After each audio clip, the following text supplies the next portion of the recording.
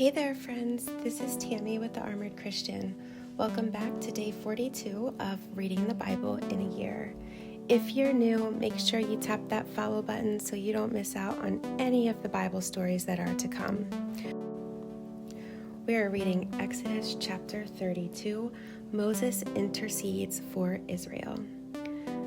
The next day, Moses said to the people, "You have committed a terrible sin, but I will go back up to the Lord on the mountain. Perhaps I will be able to obtain forgiveness for your sin." So Moses returned to the Lord and said, "Oh, what a terrible sin these people have committed. They have made gods of gold for themselves. But now if you will only forgive their sin, but if not, erase my name from the record you have written." But the Lord replied to Moses, "No, I will erase the name of everyone who has sinned against me. Now go, lead the people to the place I told you about. Look, my angel will lead the way before you, and when I come to call the people to account, I will certainly hold them responsible for their sins."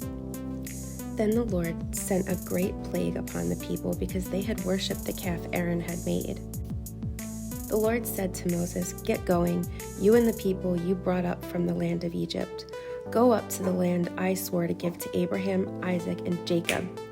I told them, I will give this land to your descendants, and I will send an angel before you to drive out the Canaanites, Amorites, Hittites, Perizzites, Hivites, and Jebusites. Go up to this land that flows with milk and honey.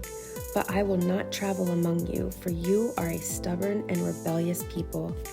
If I did, I would surely destroy you along the way." When the people heard these stern words, they went into mourning and stopped wearing their jewelry and fine clothes. For the Lord had told Moses to tell them, "You are a stubborn and rebellious people. If I were to travel with you for even a moment, I would destroy you. Remove your jewelry and fine clothes while I decide what to do with you." So from the time they left Mount Sinai, the Israelites wore no more jewelry or fine clothes. It was Moses' practice to take the tent of meeting and set it up some distance from the camp. Everyone who wanted to make a request of the Lord would go to the tent of meeting outside the camp. Whenever Moses went out to the tent of meeting, all the people would get up and stand in the entrances of their own tents. They would all watch Moses until he disappeared inside.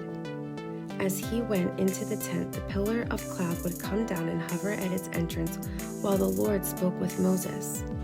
When the people saw the cloud standing at the entrance of the tent, they would stand and bow down in front of their own tents. Inside the tent of meeting, the Lord would speak to Moses face to face, as one speaks to a friend. Afterward, Moses would return to the camp, but the young man who assisted him, Joshua, son of Nun, would remain behind in the tent of meeting.